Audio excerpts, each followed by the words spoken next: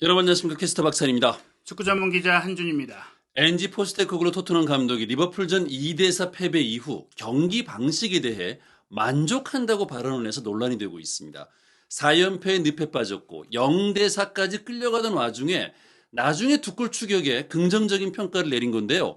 인터뷰 내용과 반대로 영국 현지에서는 이번 패배로 인해서 다니엘 레비 토트넘 회장이 경질을 고려할 것이라고 관측하고 있습니다. 포스테코글루 감독의 인터뷰 주요 내용과 이날 경기 분석 그리고 경질 여론에 대한 현지 반응까지 총 정리해드리겠습니다.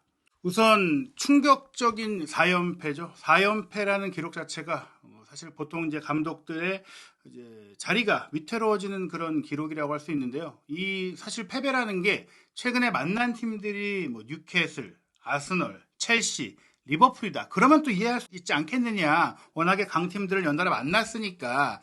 하지만 문제는 이제 내용상으로도 좀 최악이었다. 두 골 따라가긴 했지만 4대 0인 시점에서 더 많이 골을 허용할 수도 있었고 슈팅 숫자가 이제 25대 11이었고 유효 슈팅이 13대 6이었고 토트넘이 이번에도 유일하게 앞선 지표는 볼 점유율 뿐이다. 이 얘기는 즉 토트넘이 똑같은 방식으로 경기를 하다가 똑같은 방식으로 당했다는 것이고 옆에 보이시는 이제 실시간 기대 득점이라든지 실시간 공격 위협도를 봤을 때도 리버풀이 완전히 이제 경기를 압도했다. 두 골 차 이상의 경기력이었다라고 생각이 됐기 때문에 경기 끝나고 저는 이런 기자회견의 발언이 나올 거라고 상상도 못했습니다. 어떻게 보면은 저는 이 뉴캐슬의 0대4로 졌던 때보다도 그만큼은 최소한 무력했던 패배가 아니었느냐 생각했거든요. 네. 경규 인터뷰 좀 구체적으로 살펴보도록 하겠습니다. 전반적으로 이제 경기에 대한 질문을 했습니다. 경기 어땠나요라고 물어봤는데요. 실망스러운 결과였지만 적어도 오늘만큼은 우리 축구를 보여줬던 것 같아요. 네, 지난 두 번의 뉴캐슬과 첼시 원정 경기에서는 결과가 좋지 않았을 뿐 아니라 우리의 축구를 하려고 노력하지도 않았습니다. 오늘은 전반전에도 우리의 축구의 일부, 즉 압박이 제자리로 돌아왔다고 생각합니다. 우리는 확실히 커팅이 좀 부족했습니다. 우리는 최전방에서 아무것도 없었고 그 덕분에 리버풀이 편안하게 경기를 풀어갈 수 있었죠.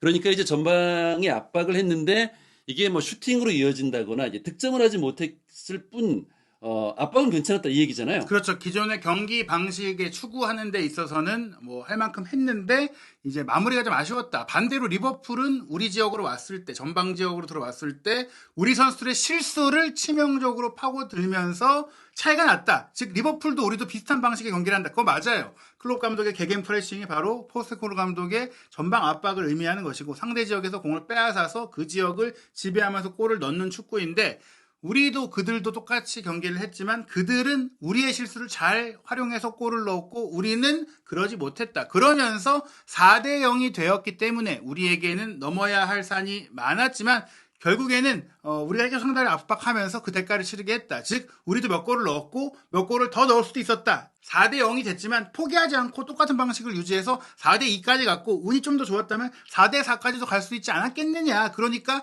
만족스럽다. 무엇보다 우리 선수들의 방식에 만족스럽다. 내 철학을 따라준 선수들의 태도에 만족스럽다. 실망스럽지만 결과는 하지만 그래도 적어도 최소한 우리의 경기를 하려고 노력했고 우리 자신의 모습처럼 보였기 때문에 앞으로 또 작업을 해나갈 수 있는 무언가를 얻었다. 즉 이전에 그 첼시와의 경기 패했을 때 이런 얘기를 했잖아요. 선수들이 아스날전도 그렇고 선수들이 나의 방식을 그냥 시켜서 하는 건지 정말 의심하는 것 같다. 좀 믿는 건지 좀 의심스럽다 이런 얘기 했었는데 오늘은 아니었다라고 만족을 한 겁니다. 그러면서 네. 그렇다면 그럼 이번 경기 다 좋았다고 했는데 그 마무리가 안 된 거는 최근에 많이 져서 자신감이 떨어져서 그런 건가요? 이런 또 질문이 나왔어요. 네. 아마도 전방 파이널 서드 지역에 문제가 있었을 겁니다. 말씀드렸듯이 오늘 우리 축구는 좋았다고 생각합니다. 압박을 받는 상황에서 상대는 정말 좋은 압박을 하는 팀이고 우리는 그들을 뚫기 위해 좋은 플레이를 펼쳤죠. 하지만 전방 3선에 도달하면 아무 일도 일어나지 않았습니다. 자신감이 조금 부족한 것 같지만 이 역시 선수들이 극복해야 할 부분입니다. 3선까지 올라간 후 상대에게 압박을 가하지 않으면 결국 상대는 자신의 위치에 익숙해지기 때문에 이를 극복할 방법을 찾아야 합니다. 저절로 해결되는 문제가 아니기 때문에 이를 극복할 수 있는 방법을 찾아야 합니다. 자신감도 조금 부족하긴 하지만 그걸 극복해내야 되고 더 시도해야 된다. 이렇게 좀 정리를 한 건데요. 네. 그래서 자신감 부족을 조금 인정한다라고도 볼 수 있는 내용인데 우선 이제 영국 BBC의 수석 기자죠. 필 맥널티 기자가 이제 안필드 현장에서 이 경기를 지켜보면서 실제로 이제 두 팀의 차이가 기회를 활용하는 면에 있다. 즉 결정력에 있다라고 이제 똑같이 분석을 했어요. 토트넘도 물론 몇 차례 리버풀의 압박을 뚫고 들어갔지만 그 기회를 최대한 활용하지 못했고, 반면에 클롭 감독의 리버풀은 예전에 특유의 에너지를 보여주면서 정말 위협적으로 보였다. 이 얘기는 사실 최근에 리버풀이 굉장히 부진했거든요. 경기력도 좋지 않았고 기회를 해결하지 못했었거든요. 실제로 이제 경기 전 그 영국 현재 승부 예측에서도 리버풀의 승리를 예상했던 많은 매체들이 이런 얘기를 했어요. 리버풀은 기회를 전환하지 못했을 뿐, 기회를 살리지 못했을 뿐 경기력 자체가 그렇게 나쁘진 않다. 그런데 토트넘은 경기력 자체가 안 좋다. 그런데 이번 경기에 양 팀이 다 개선됐다라는 부분을 보자면 리버풀은 그 기회를 잘 살렸고 토트넘도 플레이 자체는 좀 나아졌다. 뭐 이렇게 보는 것인데, 저는 정말 토트넘의 경기력이 정말 나아졌을까? 물론 선수들이 3연패를 당한 상태에서 좀 더 의지를 보였던 것도 맞고 열심히 뛰려고 달려들면서 만회골을 넣은 것도 맞지만, 저는 이 토트넘의 공격이 리버풀만큼 제대로 펼쳐지지 못한 것, 결실을 내지 못한 것은 자신감 문제 하나로 이게 뭐 선수의 정신 자세 이런 걸로 퉁치기에는 좀 많은 문제들이 더 있었다고 생각을 합니다. 네. 포스테코글루 감독은 뭐 긍정적으로 해석을 하는 것 같은데, 저희들이 이제 경기에서 봤을 때는 저희도 이제 오랫동안 축구를 봐왔는데 사실 좀 물음표가 던져지는 그런 경기였어요. 근데 이게 어떻게 보면 저희가 뭐 생각만으로 얘기 드리면 또 이거는 뭐 저희가 뭐 축구 뭐 스태프 뭐 지도자도 아니고 그런 면들로 얘기 드리다 보기보다는 이제 기록으로 말씀을 드리면요. 네. 자, 패스 네트워크를 보시면 패스 네트워크가 패스가 어느 쪽으로 많이 이동했고 또 선수들의 평균 위치가 어떻게 되느냐를 볼 수 있는데, 리버풀의 공격은 왜 그렇게 매끄럽게 잘 연결이 되었느냐? 선수들이 좌우 전후로 분포가 잘 돼 있어요. 한쪽으로 치우쳐져 있지 않고 모든 선수들이 패스 교류를 하고 있고 정말 딱 보시면 안정돼 있는 구조가 나와 있잖아요. 왼쪽에 뭐 학포 선수가 움직이고 오른쪽에 살라, 가운데 엘리엇과 또 디아스, 그리고 미드필드 라인도 다양하게 움직여주고 또 풀백, 좌우 풀백이 인버티드 역할을 했던 것이 리버풀도 마찬가지인데, 인버티드로만 들어오는 게 아니라 윙처럼 벌려주고 골키퍼, 센터백, 풀백, 중미, 지금 엔더 선수도 3번 자리에서 잘 조율을 해주고 이게 정말 아름다운 균형을 이루고 있거든요. 그래서 토트넘은 보세요. 손흥민 선수가 최전방에 있는데 그 8번인 비수마와만 공 연결돼 있고 나머지 선수들과는 교류가 안 돼 있고, 또 하나 중요한 게 존슨, 손흥민, 쿨루셉스키가 3톱으로 나섰는데 이 세 명 사이에 패스 교류가 없어요. 네. 아예 없던 건 게 아니지만 몇 회 이상이 나와야지 이 패스 교류 선이 생기거든요.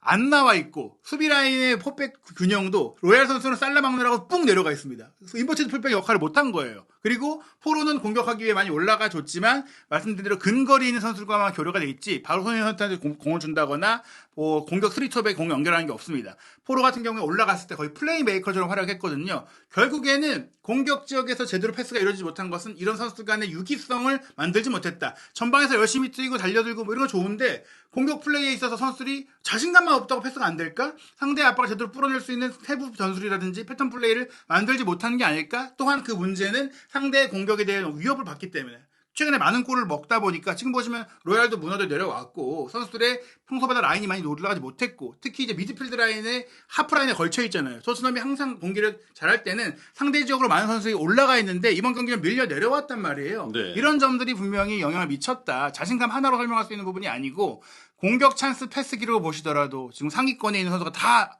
뭐 리버풀 선수거든요. 엘리엇, 학포, 살라, 아놀드까지 4명이 리버풀 선수고 그 다음에 존슨, 포로가 나오는데 다 오른쪽에 있는 선수들이고, 특히 존슨 같은 경우에는 패스의 부정확성으로 인해 시도하긴 했지만 그 성공률 자체가 굉장히 떨어졌다고 볼 수 있겠습니다. 그렇습니다.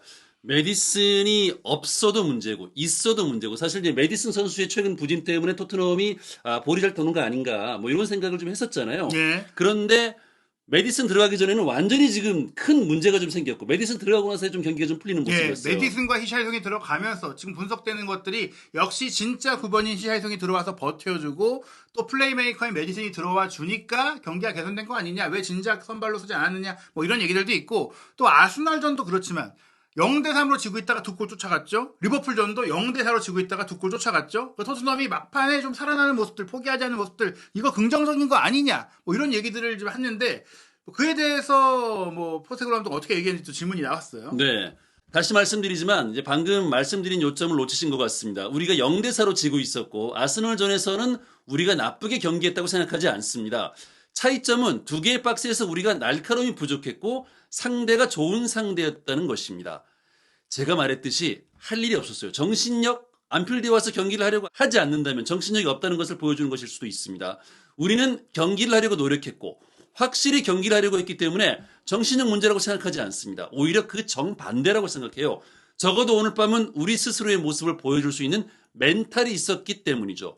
우리는 절대적으로 부족하지만 그 덕분에 작업할 수 있는 무언가를 얻었습니다. 무슨 말인가요? 이 얘기는 어떻게 보면 이제 이 경기가 이제 막판에 전반전에는 정신력이 좀 부족했고 끌려가게 되니까 간절해져서 경기력이 좀 올라온 거 아니냐 이런 질문을 한 것인데 포스테코글루 감독은 그건 아니다. 우리 선수들의 정신력은 처음부터 이날은 좋았다. 그 시도를 얘기하는 거. 시도하는 것 자체가 정신력이 좋았다. 토트넘은 달려드는 축구를 하기 때문에 달려드는 것 자체가 선수들이 위험을 감수하고 올라갔다. 그런데 상대는 그럴 때 우리의 수비 문제를 잘 공략을 했고 우리는 올라갔을 때 해결을 못했다. 뭐 이렇게 좀 정리할 수 있는데 네. 이제 다만 이제 여기서 계속해서 포스테코글루 감독이 작업할 수 있는 뭔가를 남겼다는 것은 선수들이 내가 원하는 대로 뛰어줬으니까 이대로 계속 또 해보면 되겠다. 이런 얘기인데요. 제가 이 세부 기록을 올려놓은 이유가 리버풀이 말씀드린 대로 개겐 프레싱. 그러니까 포스테코글루 감독이 이제 추구하는 경기 방식과 굉장히 유사한 게 클롭 감독의 축구이고 실제로 포스테코글루 감독도 클롭 감독의 축구에서 많은 또 배움과 영감을 얻은 것으로 알려져 있거든요. 그런데 흥미로운 게 이 프리미어리그를 거치면서 물론 포스테코글루 감독보다 클롭 감독이나 과르디올라 감독이나 아르테타 감독이 시행착오도 겪고 더 오랜 시간 팀을 맡았기 때문에 지금 완성된 팀을 맡고 운영하게 된 거니까 포스테코글루 감독이 왜 그만큼 못하냐고 따질 수는 없어요. 그런데 중요한 것은 그 팀들이 그 시행착오들을 거치면서 갖춘 게 뭐냐? 효율성과 실용주의거든요. 패스의 직접성도 지금 보시면은 토트넘보다 리버풀이 더 긴 패스를 많이 했어요. 10회 이상 패스 연결도 토트넘이 17번이고 리버풀은 13번이에요. 골킥의 길이도 리버풀은 31m가 넘고 토트넘은 28m예요. 이런 얘기들을 보면은 토트넘이 훨씬 점유하고 만들어가는 축구를 했다. 즉 토트넘은 어떤 팀을 만나도 이렇게 좀 스타일을 유지하는 거죠. 스타일 유지하는데 리버풀도 아스널도 첼시도 실력이 없어서 토트넘 상대로 실용적이고 내려서서 역습하는 게 아니라 오히려 상위권에 있는 팀들인데. 토트넘은 무조건 올라오니까 우리가 내려섰다가 롱볼로 공략하는 게 더 쉽다, 편안하다. 그러니까 그렇게 하는 거거든요. 네. 토트넘도 사실 역습을 잘하는 선수를 갖고 있기 때문에 오히려 역으로 상대가 우리가 이제 달려들 거라 생각했지만 안 달려들고 상대를 끌어들이고 역습을 할 수도 있는 거 아니냐. 그런 유연성이 없는 거에 대한 좀 전 지적을 하고 싶어요. 네. 이 BBC 실시간 중계 반응을 저희들이 계속 살피면서 경기를 봤는데 이제 3대 0이 된 상황이잖아요. 그때 BBC에서는 어떤 얘기를 했냐면 이미 경기는 끝났다. 게임 끝 이렇게 얘기를 했습니다. 실제로 그 상황이 50분 후반 시작 5분이었는데 그리고 나서 9분 뒤에 네 번째 골까지 나왔거든요. 그리고 나서 물론 0대 4가 됐을 때 전의를 잃지 않고 두 골이나 넣고 또 그 두 골 덕분에 4대 3, 4대 4까지 갈 수 있는 희망을 막판에 만들어낸 것을 절대 평가절하할 수는 없지만 그 이후에 선수들의 그 어떤 분전은 어떻게 보면은 지금 이 공격 위협도 그래프를 왜 보여드렸냐. 스포츠그램도 말한 대로 초반에 막 달려들었어요. 네. 근데 이거는 모든 경기에 공격 위협도 그래프를 보여주면 똑같아요. 토트넘은 일단 경기가 딱 시작하면 막 달려듭니다. 막 잡아서 먹을 듯이 막 해요. 그리고 예전에 그러다 골을 또 넣어. 전반기 잘 될 때는. 그래갖고 이제 그 기세를 타갖고 경기를 잘 풀어가지만 또 실점도 하고 그러면서도 더 많은 골 넣고 이겼단 말이에요. 근데 최근에 뭐가 문제냐. 이렇게 달려들다가 골을 못 넣게 되고 역습당해서 골을 먹고 그 다음부터 주도권을 내주는 건데 지금 딱 그래요. 막 몰아쳤는데 골을 못 넣었잖아요. 네. 그 뒤에 어떻게 됐습니까? 그 다음에 리버풀의 공격이 꽉 올라가요. 지켜보다가 왔어? 우리 막아내고 다 우리 공격할게. 골을 딱 먹어요. 그 다음부터 뭐 살아나지 못해. 공격 위협이 전혀 없었어. 네. 그러다가 후반전에 언제 공격 위협이 살아나느냐? 3대 0이 됐을 때 이제 3대 0이 됐을 때는 게임 끝났다고 생각했기 때문에 3대 0을 만든 팀들은 조금은 자세가 풀어지게 돼 있어요. 그렇죠. 그리고 그 시점에 또 한 골이 더 들어가니까 토트넘은 이제 4대 0까지 됐으니 어떻게 보면 이제 경기 던졌다고 느낄 수 있겠지만 그게 아니라 이제 선수를 바꿔줄 수밖에 없어요. 정신적으로 힘들 수밖에 없으니까. 그에 맞춰서 어떻게 보면 또 리버풀도 선수를 바꾸잖아요. 또 바꿨잖아요. 그때 토트넘의 위협도가 올라갔다. 그 얘기는 뭐냐? 잘하던 주전급 선수들을 리버풀이 뺐다. 이것은 어떻게 보면 물론 정신자세적으로 더 열심히 뛸 선수를 투입한 것도 있지만 퀄리티가 좀 떨어진 선수들이 교체로 들어왔다. 그러니까 당연히 토트넘이 주도를 하게 된 거고 그러면서 골이 나왔기 때문에 정상적인 리버풀이 선발 명단으로 뛸 때는 결국은 뭐 골을 넣지 못했다는 얘기거든요. 네. 그래서 이거를 결국 포스테코글루 감독의 뚝심을 골로 증명했다. 이렇게 말하기에는 리버풀이 조금 이제 방심했던 측면을 좀 감안하지 않을 수 없다. 네, 경기 끝나고 나서 기자들이 좀 구체적으로 물어봤습니다. 빌드업 플레이는 어땠나라고 물어봤는데 우리도 몇 번 꼬집은 것 같지만 차이점은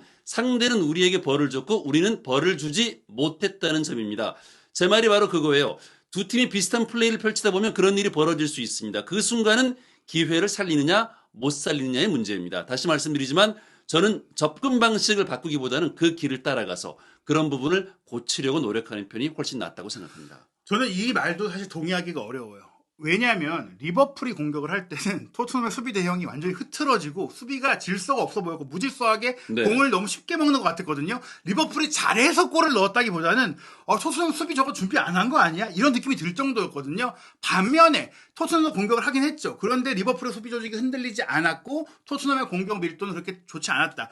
그 결정적인 이유는 리버풀 수비는 이미 대응형 수비가 돼 있었어요. 손흥민 선수가 공을 딱 잡으면 왕발 수비 가능하니까 두 명이 앞에 딱 맞고 또 존스는 사이드에서 올라봤자 패스가 부정확하니까 사이드로 밀어내고 이런 형태. 그러니까 대응적인 수비가 있으니까 리버풀은 토트넘 공격을 막아낸 거고 토트넘은 리버풀 공격을 대응적으로 안 했으니까 쉽게 무너진 거다. 기회를 살리냐 못 살리냐의 문제가 운이 따르고 안 따르고 우리 선수들이 조금 자신감이 없고의 문제가 아니라 수비 훈련을 안 해서 그런 거 아니냐라고 생각이 드는 것이고 그리고 로얄이 힘든 하루 보낸 것에 대해서 전 이것도 잘못됐다고 생각합니다. 로얄 선수가 물론 레이프트백이 아니라 라이트백인데 지금 우도기와 세세뇽까지 벤 데이비스까지 부상이라서 그 자리를 맡아본 거잖아요. 그래서 어쩔 수 없었다 뭐 이렇게 얘기하는데 그래도 막아낼 수 있어야 되고 제가 그래서 사실 저희도 그렇고 반더벤은 원래 레프트백을 보던 선수 아닙니까? 드라구신도 있고 높이가 되고 지금 트레이너도 골 먹었잖아요. 자신의 전술적 실책이라고도 볼 수 있는 건데 로얄이 자기 포지션 아닌데 열심히 뛴 거니까 어쩔 수 없는 겁니다. 이거는 저는 제대로 된 경기의 성찰이 아니긴 그렇습니다. 차라리 뭐 드라고신을 센터백 자리에 놓고 말씀하신 것처럼 판데벤을 좀 왼쪽으로 가는 방법도 있을 테고 아니면 예. 3백으로 좀 가서 좀 변화를 가져가는 방식도 있었을 텐데요. 예, 무엇보다 살라는 프리미어리그 최고 선수 중에 한 명이고 네. 학포 자체도 굉장히 이제 유연하게 가짜 공격으로서 많이 움직이면서 공간을 만드는 유형이기 때문에 토트넘이 그에 대비한 수비적인 전술을 준비했어야 되는데 당장 지난 경기도 로얄이 왼쪽 풀백으로 뛰면서 그렇게 좋은 경기를 못했거든요. 근데 또 그대로 썼다? 이건 전술적인 고민이 없다라고 볼 수밖에 없습니다. 그렇습니다. 털릴 걸 알면서도 한 번 더 실험을 한 그런 느낌이 뭐 들었습니다. 실험도 아니고 그냥 하던 대로 하는 거예요. 실험이 없어요. 자, 히살리송과 다른 교체 선수들의 활약에 대해 어떻게 생각하시나요? 좋았습니다. 그때까지 열심히 했기 때문이라고 생각하며 말씀드린 것처럼 우리가 축구를 할 때 0대4로 뒤지고 있었기 때문에 뭐 미친 소리 같지만 리버풀을 열심히 하게 만들었고 모든 경기에서 그랬듯이 아스날 경기도 비슷했습니다. 우리는 항상 강하게 마무리하는 경향이 있고 서브 선수들은 다른 선수들의 노력 덕분에 혜택을 받는다고 생각해요. 리치의 존재감이 정말 좋았고 다른 선수들도 우리에게 무언가를 더했다고 생각했어요. 2골을 넣었고 몇 골 더 넣을 수도 있었습니다. 네, 사실 이 얘기는 뭐 이제 일단 많은 얘기는 있습니다. 교체 투입된 선수들이 잘해주는 것으로 보이는 것은 그 전에 먼저 더 많은 시간을 뛰었던 선수들이 압박도 해주고 상대를 지치게 만들어줬기 때문에 이제 아껴놨던 힘을 가지고 짧은 시간을 뛰니까 임팩트를 보일 수 있는 것이다. 그건 맞는 얘기인데 다만 이거에 대해서 고무된 건 전 아니라고 생각해요. 네. 왜냐? 이거는 정상적으로 골 차이가 한 골 차이거나 뭐 동점이거나 이럴 때 들어간 선수들에 대해서 설명한다면 교체 들어간 전력이 통했다 하는데 4대 0이면은 상대팀은 당연히 느슨해진다니까요. 마음이 느슨해질 수밖에 없고 상대팀이 주력 선수를 뺀 게 이게 토트넘은 후반전에 어떻게 보면 승부수를 던지는 주전급 자원이 들어간 거고 그 리버풀은 후보 자원들이 정말 명확하게 들어간 거란 말이에요. 물론 후보 그렇죠. 라인은 아니긴 하지만 네. 컨디션에 문제가 있었거나 혹은 뭐 유스 출신 선수거나 주전에서 밀린 선수거나 이런 선수들이 들어왔단 말이에요. 그거를 가지고 교체에 들어온 우리 선수들이 더 강했다. 더 강하게 마무리했다. 이렇게 얘기하는 건 좀 아닌 것 같습니다. 네. 0대4 시점, 거의 경기가 끝났다고 생각한 시점에 이제 히살리송을 투입한 이유는 뭔가요?라고 좀 물어봤어요. 예, 너무 늦게 넣은 거 아니냐. 팬들도 히샬송 좋던데 왜 선발로 안 썼냐. 패착 아니냐 했더니 그에 대해서는 좀 간단하게 얘기를 했어요. 뭐 몸 상태가 한 30분 정도만 뛸 수 있는 정도라서 교체 투입을 그때 할 수밖에 없었고 물론 그 시간에 들어갔을 때 4대 0이니까 이길 수 있겠다라고 생각한 건 아니다. 5골을 넣을 거라고 우리가 생각하지 못했지만 그래도 뭔가 좀 강하게 마무리하고 만회골을 넣을 거라고는 생각을 했다. 그런 얘기를 했는데요. 저는 맨체스터 시티나 뭐 아스날이나 특히 뭐 이런 그 팀들이 일찌감치 전반전에 골을 많이 넣잖아요. 그럼 한 그 뒤에는 그렇게 막 많은 골을 넣으려고 추가로 노리는 경우들이 그렇게 많이 보이지 않습니다. 네. 특히 이번에 리버풀 같은 경우도 만약에 4대 0이 됐을 때까지의 선수들을 그대로 밀도를 갖고 운영하거나 혹은 교체에 들어온 선수들도 그 정도 퀄리티의 부상자 없이 유지했다라면 저는 6대 0도 충분히 나올 수 있다고 생각하는데 그렇지 않았기 때문에 효과가 있었던 것이지. 그래서 저는 다시 한번 말씀드리지만 이 4대 2 추격을 높이 평가하기는 어렵다. 물론 4대 0으로 진 것보다는 낫죠. 하지만 그걸로 오늘 우리 경기 만족스럽다. 이 반응은 아니라는 것이죠. 네. BBC 속의 현지 팬 반응들도 한번 확인해 보도록 하겠습니다. 이 아스톤빌라 팬이라고 하는 데이브는 이 많은 스퍼스 팬들이 엔지 감독을 해고하라고 소리치는 것에 대해 부끄러워해야 한다. 스퍼스는 인정받은 넘버 9, 그러니까 이제 해리 케인이 없이 작년보다 더 나은 위치에 있다. 이렇게 좀 얘기를 했습니다. 이 얘기를 통해 알 수 있는 것은 지금 상당히 많은 토트넘 팬들이 이 4연패 이후에 엔지 포스테코글루 감독을 경질해야 된다는 여론이 굉장히 주도적으로 나오고 있다. 지배적으로 나오고 있다는 걸 알 수가 있는데 그러면서 이제 다른 팀 팬, 이거 뭐 에스턴 빌라 팬이 그러니까요. 뭐 네. 포스테코글루 나가면 우리한테 불리하다고 생각해서 그런 건지 모르겠지만 뭐 이런 반응도 있었고 또 다른 팬도 뭐 사실 벌써부터 엔지를 깎아내리는 거 웃기다. 최고의 선수, 주장, 최다 득점자를 잃었다. 뭐 케인과 요리스 떠났고 개편 중인인데 성적이 더 좋지 않느냐 뭐 이런 얘기를 하는데요. 이게 표면적으로는 맞고 솔직히 뭐 사실 포스테코글루 감독이 올 시즌에 결과를 못 낸다는 것에 대해서 리버풀 원정 가서 못 이긴 거에 대해서 저도 비판하는 것은 과하다고 생각을 합니다. 여기서 저희가 포스테코글루 감독에 대해 비판적으로 보는 이유는 질 수는 있어요. 근데 그 진 이후의 대응과 생각이 좀 아쉽다는 거예요. 당연히 장기적인 프로젝트 있죠. 근데 장기 성과도 추구하면서 단기 성과도 함께 추구할 수 있는 거 아닙니까? 왜 꼭 그걸 이분법적으로 난 이거만 할 거야. 그렇게 가야 되냐는 거죠. 네. 자, 이 BBC 해설가 이제 디온 더블린의 얘기도 한번 살펴보도록 하겠습니다. 리버풀은 이제 프레스를 좀 포기하려는 경향이 있다. 압박을 조금 안 하면서도 이제 경기 좀 이기려는 그런 결과를 얻으려고 노력한다. 뭐 그런 얘기인가요? 양 팀의 차이가 둘 다 기본적인 플랜 A는 같지만 토트넘은 쇼패스 게임만 할 것이다. 그런데 네. 리버풀은 프레스를 포기할 의향도 있다. 토트넘의 이러한 스타일이 그들이 대가를 치르게 할 수 있다. 결국에는 너무 완고하고 한 가지 방식만 몰아치는 토트넘은 그래서 못 이기는 거다라는 얘기예요. 저는 이 얘기를 드리고 싶어요. 에디 하우 감독의 뉴캐슬도 기본적으로 전방 압박하고 지배하는 축구를 하는데 팀 컨디션이 안 좋고 특히 토트넘이 굉장히 달려드니까 내려서서 압박했거든요. 내려서서 역습했거든요. 네. 첼시 포체티노 감독은 안 그런가요? 그 감독도 전방 압박하고 지배하는 걸 원하는데 토트넘 이렇게 하고 이런 약점이 있으니까 내려섰다가 역습하고 세트피스 준비하고 아스널은 뭐 아르테타 감독 과르디올라의 제자로 유명한데 아스널은 뭐 역습 축구 하나요? 아니죠. 지배하는 축구 하는데 토트넘 만나니까 내려가서 역습하고 리버풀은 개겐 프레싱이 클롭 감독이 지금 퍼뜨렸잖아요. 근데 막상 토트넘 만나서 조금 안정적으로 압박할 때 하지만 또 내려갈 때 내려가잖아요. 이런 유연성이 있어야 된다. 그래서 또 다른 팬이 이런 얘기를 한 겁니다. 포스테코글루든 클롭이든 한 가지 방식만 고집하는 독단적 감독 나는 좋아하지 않는다. 감독은 실용적이어야 한다. 지금 클롭 감독은 이미 그 실용적인 면으로 많이 왔어요. 그러면서 챔스 우승도 했고 프리미어리그 우승도 한 거예요. 우승을 하려고 하는 과정에는 그런 변화, 실용성을, 유연성을 갖고 가는 과정이 생겼거든요. 근데 포스테코글루 감독은 물론 첫 시즌이라고 해도 저는 이런 생각이에요. 이런 다른 명장들이 그런 유연성을 얻는 것들을 지켜봤다면 더 빨리 유연해질 수 없는 건가? 네. 그런 생각이 드는 거죠. 그렇습니다. 토트넘이 만약에 승격팀이라면 좀 다르겠죠. 그렇죠. 그런데 이제 챔피언스 리그에 가던 팀이고 챔피언스 리그를 가야 하는 팀인데 시즌 막바지 결과를 얻어야 되는 상황에서 뭔가 이제 나는 제대로 가고 있어.